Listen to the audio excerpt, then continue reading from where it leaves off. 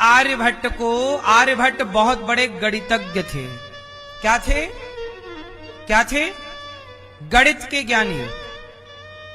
एक दिन क्या हुआ, आर्यभट्ट को ना कोई बीमारी हो गई, तो वैद्य को दिखाया। तो वैद्य ने बताया कि साहब आपका ऑपरेशन करना पड़ेगा। लेकिन ऑपरेशन करना तो पड़ेगा, पर उस जमाने में शून्य का इंजेक्शन नहीं था। आजकल तो शून्य कर दिया जाता है, फिर चीरा फाड़ी होती है, मरीज को पता नहीं लगता। अब सोचिए कि आपको शून्य ना किया जाए और चीरा लगाया जाए तो कष्ट होगा कि नहीं। आर्यभट्ट को वैद्य जी ने कहा कि आपके छाती में जो भी दिक्कत है, जहां भी उनके शरीर में अंग में रही होगी, बोले यहां पे ऑपरेशन करना पड़ेगा और टाके लगाने पड़ेंगे, फाड़ना पड़ेगा, दवाई करनी पड़ेगी, कचरा निकालना पड़ेगा पूरा। आर्यभट्ट ने कहा आप करो। बोले देखो बड़ा कठिन है, आज तक किसी का हुआ नहीं है, क्योंकि लोग सह नहीं पाते ये दर्द। आर्यभट्ट ने कहा मैं सह लूंगा, चलो करो। लेट गए, ऑपरेशन चालू हुआ। अब आर्यभट्ट ने, जरा ध्यान से सुनना, आर्यभट्ट ने अपने दिमाग में कठिन सवाल खोज लिया। क्या खोज लिया? कठिन सवाल। अब आर्यभट्ट जी का पूरा मन, बुद्धि, चित्त, अहंकार, पूरा अंतःकरण चतुष्टय दूसरे काम में लग गया। उनका मन बुद्धि कहां लगी है?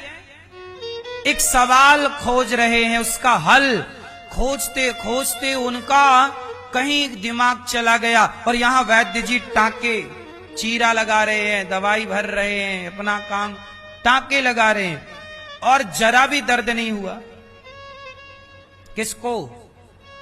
आर्यभट्ट जी को, क्योंकि उनका मन कहीं और था। अच्छा एक बात बताओ, आप यहां बैठे हैं पर आपका मन कहीं और है, तो क्या आप सुन पाओगे कि मैंने क्या कहा? आपका मन कहीं और है तो क्या आप देख पाओगे कि आपके सामने कौन है? बोलो। इसका मतलब ये हुआ कि यदि आपका मन बुद्धि कहीं और है तो आप आंखों से देख ना पाओगे, कानों से सुन ना पाओगे। आपके शरीर में कितनी भी कोई काट दे शरीर को और आपका ध्यान कहीं और है। शून्य का इंजेक्शन क्या करता है? शून्य का इंजेक्शन यही तो करता है कि जो शरीर से मस्तिष्क तक जाने की नलिकाएं हैं, जो भी सिस्टम है, वहां पे वो इतना स्लो कर देता है कि ब्रेन तक पहुंचते ही नहीं चीजें। तो ब्रेन को सूचना नहीं मिलती कि कट कहां रहा, इसलिए उससे दर्द नहीं होता।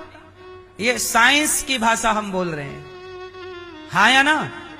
हमारे शरीर में जहां चोट लगती है ना, तुरंत सिस्टम है एक शरीर के अंदर, जैसे आप सामान्य भाषा में ये कह लो मन है, तुरंत जाके मन बोध कराता है, भाई ब्रेन यहां पे ये दिक्कत है, तुरंत दर्द चालू।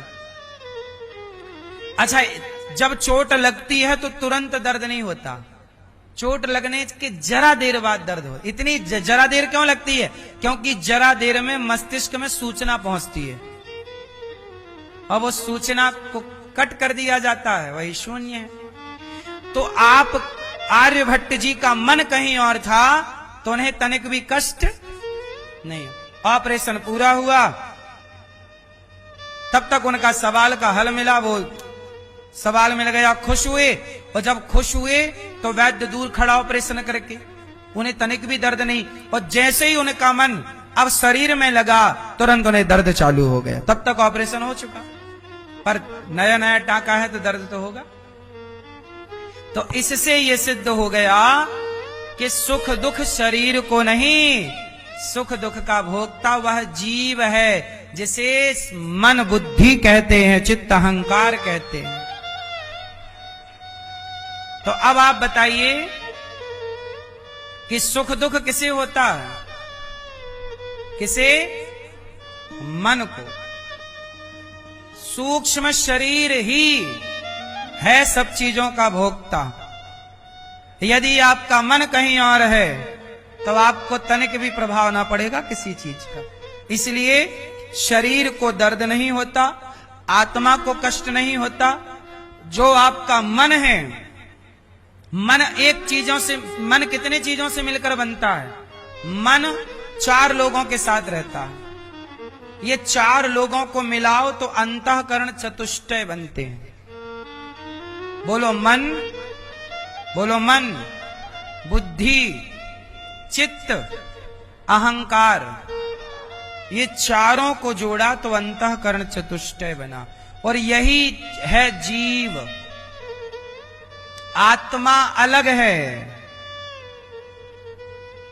और जीव, क्योंकि आत्मा स्वर्ग नरक नहीं जाती, शरीर चिता पे यहीं जलता है, पर जो सूक्ष्म शरीर है वही स्वर्ग नरक जाके आपके कर्मों का फल भोगता और भोगाता है। इसलिए कहता हूं, मन सदा भगवान में लगाओ। मन कहां लगाओ? सदा। रे मन तू सत्संग कर, छोड़ जगत की रीत, अंत समय पछताएगा जब आयु जाएगी बीत। रे मन सब सो निरस है, सरस राम सो होए, उचित सिखावन देत है, निस दिन तुलसी तोए। मन की गति है अटपटी, झटपट लखे न कोय, और मन की जब खटपट मिटे तो झटपट दर्शन होए।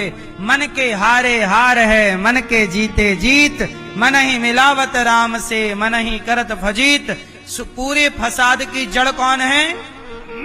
इसलिए सत्संग करने से मन निर्मल होगा, और निर्मल मन प्रभु को बहुत प्रिय लगता है। निर्मल मन जन सो मोहि पावा, मोहि कपट छल छिद्र न भावा। और निर्मल मन होगा तो इस मन में प्रेम जागेगा प्रभु के लिए, और प्रेम जागेगा तो राम ही केवल प्रेम प्यारा, उसी प्रेम से हम सबका कल्याण होगा। भरत जी के दिव्य ज्ञान से मरता कौन है? किसकी मृत्यु होगी? अच्छा, मृत्यु किसकी होती है? किसकी? कौन मरता है? कोई नहीं मरता। शरीर को आप कहते हो मर गया। अरे शरीर 5 चीजों से मिलकर बना है, पृथ्वी, जल, वायु, अग्नि, आकाश। तो वो 5 चीजें पंच तत्व में विलीन होती है। अग्नि तत्व अग्नि में मिल गया, जल तत्व जल में मिल गया, वायु तत्व वायु, आकाश तत्व आकाश। उस मिलने को आप कहते हो मर गया। घड़ा टूटा तो कहां मिला? मिट्टी में। कहां से बना था? मिट्टी से बना था, मिट्टी में मिल गया। शरीर 5 तत्वों से बना था, 5 तत्वों में मिल गया। इस मिलन के प्रोसेस को आप कहते हो मर गया। कोई मरता वरता थोड़ी है। कौन मरता है? कोई नहीं मरता। हम ना मरी हैं, हम ना मरब, मरी है संसारा, हमें मिला जीवावन हारा। कबीरदास जी कहते हैं हम थोड़ी मरेंगे। कौन मरता? अच्छा बताओ, ये हमारा शरीर कितने चीजों से मिलकर बना है? 5। तो 5 में मिल जाएगा, पृथ्वी, जलवायु, अग्नि, आकाश। आत्मा परमात्मा का अंश है, आत्मा ईश्वर में जाके मिल जाएगी ईश्वर से। मरा कौन? सूक्ष्म शरीर जो है वो आगे चक्र काटता रहेगा, शरणागति कर लिया तो मोक्ष पालेगा, वरना 84 के चक्कर में भटकता रहेगा। मरा कौन? कोई नहीं मरता। अज्ञानवश लोग कहते हैं मर गया। अज्ञान के कारण कहा जाता है मर गया।